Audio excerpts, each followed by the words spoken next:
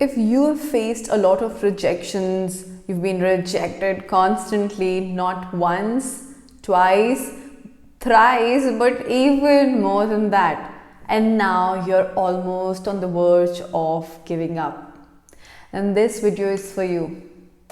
Because in this video, I'm going to share my story of rejections. Yes, you've heard it right. My story of rejections. And I'm also going to share why, the reasons behind my rejection, so that you guys don't have to waste your time and you guys don't repeat those mistakes that I did. Interested? Keep watching. Hi everyone, my name is Twinkle and welcome back to my YouTube channel. In this video, I'm gonna share you all with my experience of getting rejections. Yes, just as anybody else and possibly all you guys, if you've had faced any rejections, it's fine, it's totally okay, because that's not the end of the world. We've all faced it, we're all gonna face it. And the most important thing that you guys need to learn from this experience is that you don't have to get demotivated. So moving on to, I worked with two airlines, namely Kingfisher and Qatar Airways. For Kingfisher, I'll be very honest, I was selected in my very first go because I of course have a scar, and I concealed my scar. I had this hairstyle wherein I had bangs, so it was fine, nobody knew about it, and it was a glamorous airline, a lot of focus on beauty and fashion and makeup and looking very, out of the world kind of. Their image was very, very glorified, so they had a lot of focus on beautifying your image. So in that airline, I did not really face any rejections. But Qatar Airways, where you all know that it's not so easy to get through, because nobody actually knows what goes behind the mind of recruiters when they recruit you. Nobody actually knows what are the reasons. But I will tell you, when I went ahead at being experienced from Kingfisher for over 2 years and then attempting the interview of Qatar Airways and still being rejected. So if you're a fresher who's been rejected, you can feel better, because I, being an experienced crew, was rejected.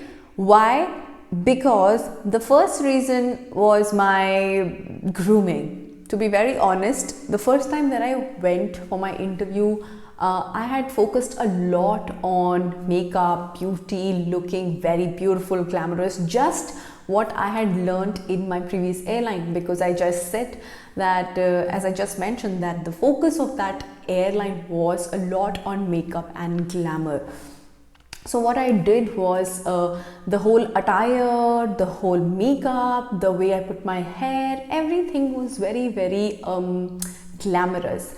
I would try to fix a photograph. If I find a photograph from that interview, I'm sure I will have it. So I will have it here so you guys can have a look.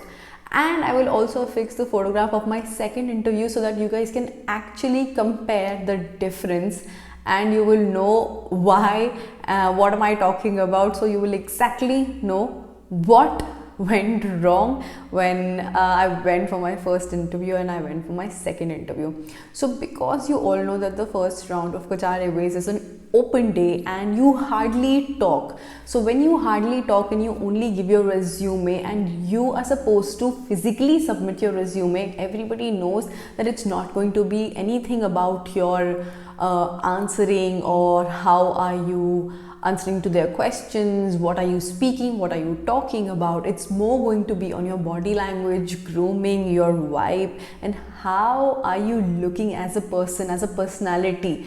What kind of manners do you have? What kind of aura do you have? So all these things matter a lot, and that was not a problem with me, because having been related to customer service and in Kingfisher airline, where it was the 5-star airline and the service and everything was class apart, so I had no issues on that thing. I was fine with presentation, I was fine with talking, my resume was fine, so I don't think there was a problem with that. But when I went ahead, what happened was the recruiter itself told me to correct upon a few things.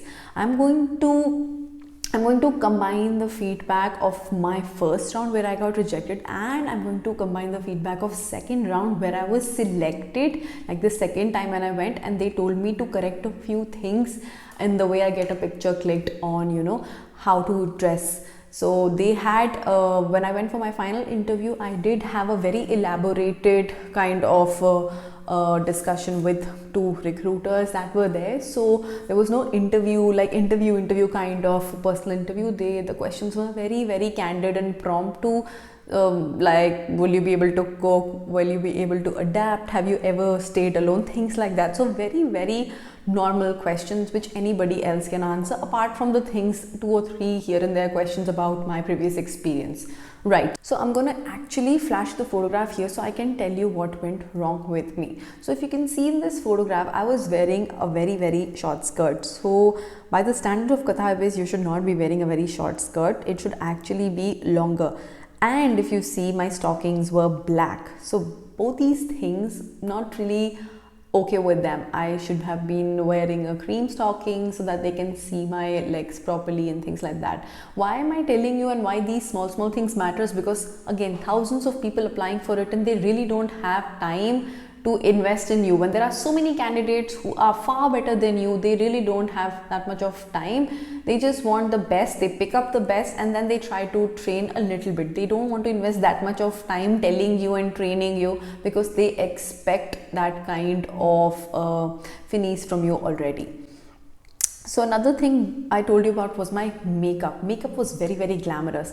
I had done dual shading, exactly what we were taught in Kingfisher. So I had like silver, very, you know, like shiny foil kind of shades which were shining, and I had put 2 shades like black and silver on my eyelids, mixing of colors, 2 colors, both of them disaster. We never use black now that I know, and we never use a very, very shiny glittery color. Never, a big no, not at all should be used, which I used, and that shouldn't have been used. If you look at my attire, I was wearing the most glamorous formal top with a belt, again a very big no.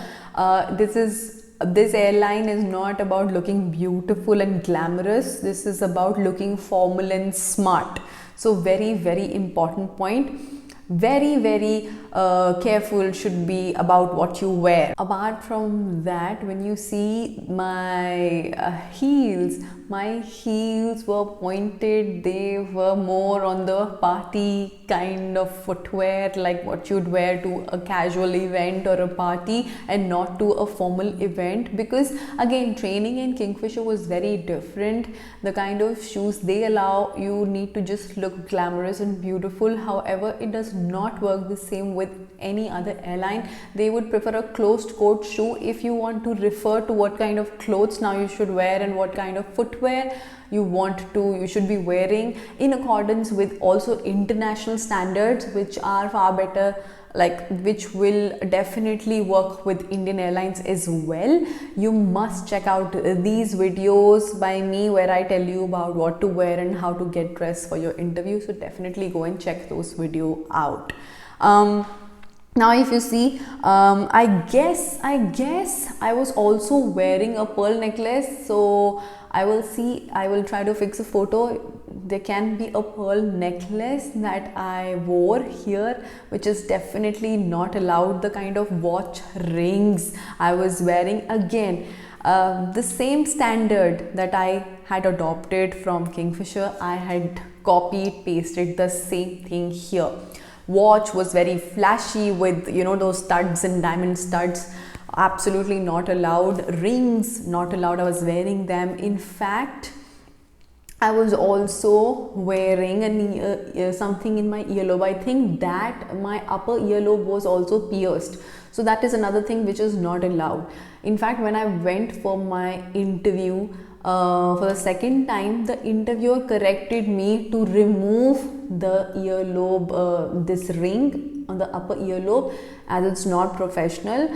And I guess, yeah, that was the only thing. She personally corrected me on the open day itself while I was giving my resume, and she told me that you'll be getting a call. On that very day I did get a call, so she did correct me that on the next round when you come, please make sure that you remove this. So one thing that I remember for sure, no jewelry at all.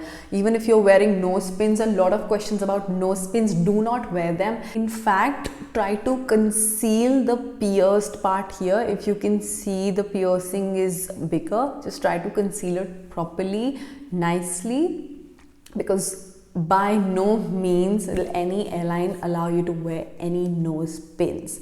So please remember that very important point. Another thing that you will see, that my hairstyle, my hair, I had a complete puff with a ponytail and bangs, you know, front bangs from here, which is definitely a big no-no. If you want, please go ahead and, you know, just have bangs if it is absolutely necessary, or if you ask my advice, just pin it behind and have a side parting with a nice neatly done bun, you know, like a donut bun. That works best. I did not know this in my first time, but when I went for the second time, I did it the same way. You can see that in my second picture, you will know what I'm talking about. Apart from that, I don't think I did have any problems, but the whole idea of making this video is that your focus should not be on looking very beautiful and glamorous and out of the crowd, because at that particular time, because of the kind of experience I gained, my only focus was on looking, you know, the best. I should be looking beautiful, I should dress my best, and definitely it will probably, you know, that was my definition of standing out from the crowd. But that is not the case here. Looking beautiful and looking glamorous, I know I'm repeating these things again and again, is something different than looking formal and smart.